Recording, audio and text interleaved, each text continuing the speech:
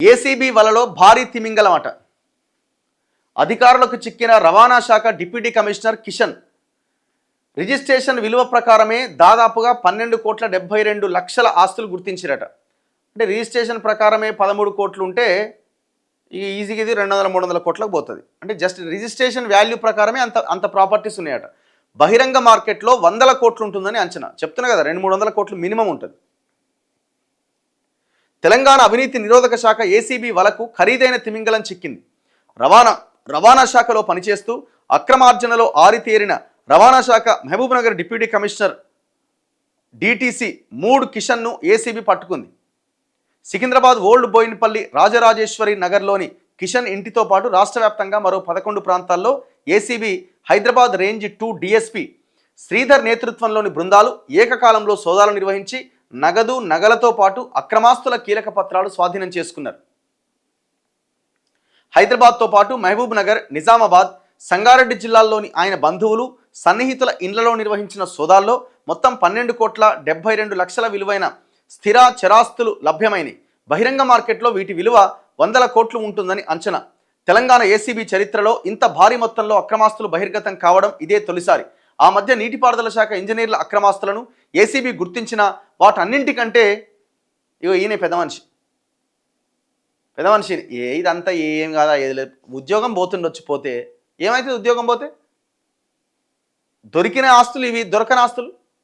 ఇప్పుడు వాడెవడో రెరాలో పనిచేసిన శివబాలకృష్ణ అంటోని పట్టుకున్నారు.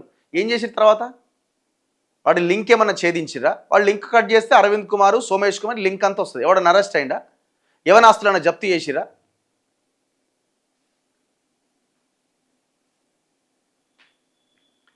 మంగళవారం సోదాలు ముగిసిన అనంతరం ఆదాయానికి మించిన ఆస్తుల కేసులో కిషన్ను అరెస్ట్ చేసి జ్యుడిషియల్ రిమాండ్కు తరలించారు. ఇగో కిషన్ ఎడమ నుంచి రెండో వ్యక్తి, ఈయన పెద్ద మనిషి. ఇంట్లో పత్రాలు పరిశీలిస్తున్న ACB DSP Sridhar, white shirt, ఇతర అధికారులు. సంగారెడ్డి జిల్లా నిజాంపేట మండలంలో కిషన్కు చెందిన ఒక పాలీ హౌస్ అట. ఏమేమి ఉన్నాయట పెద్ద మనిషికి? నిజామాబాద్లోని ఒక ప్రముఖ లగ్జరీ హోటల్లో 50% వాటా ఉందట. నిజామాబాద్లో ఒక పెద్ద హోటల్ ఉందట, దాంట్లో 50% వాటా ఉందట. నిజామాబాద్లో ప్రముఖ ఫర్నిచర్ దుకాణం నడుస్తున్న 3,000 చదరపు గజాల స్థలం కూడా కిషన్దే అట. నిజామాబాద్లోని అశోక టౌన్షిప్లో 2 ఫ్లాట్లు ఉన్నాయట. సంగారెడ్డి జిల్లా నిజాంపేట్ రెవెన్యూ పరిధిలో 31 ఎకరాల వ్యవసాయ భూమి ఉందట. నిజాంపేట్ మండలంలో 4,000 చదరపు అడుగుల విస్తీర్ణంలో పాలీ హౌస్ ఉందట. నిజామాబాద్ కార్పొరేషన్ పరిధిలో 10 ఎకరాల కమర్షియల్ స్పేస్ ఉందట. 10 ఎకర్స్ అట. కమర్షియల్ స్పేసే 10 ఎకర్స్ అట.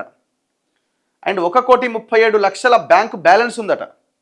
కిలో బంగారు ఆభరణాలు ఉన్నాయట. హోండా సిటీ కారు ఉందట. ఇన్నోవా క్రిస్టా కారు ఉందట. ఈయన జీతం ఎంత? మహా అయితే 1,00,000-2 లక్షలు ఉంటుంది. ఎట్లొచ్చాయి ఇన్ని? 1994లో అసిస్టెంట్ వెహికల్ ఇన్స్పెక్టర్గా రవాణా శాఖలో అడుగుపెట్టిన కిషన్ పైన ఆది నుంచి ఆరోపణలు ఉన్నాయి.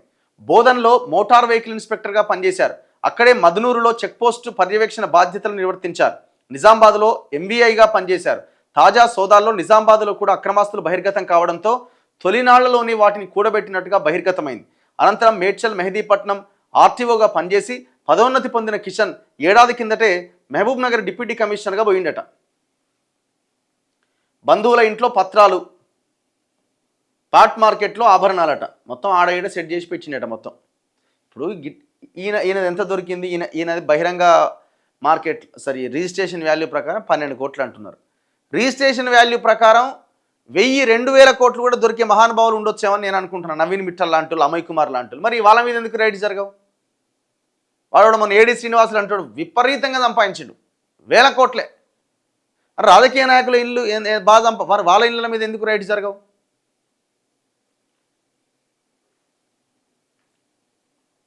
ఇది 4 రోజుల ముచ్చట. ఇది ఏముండదు అంత.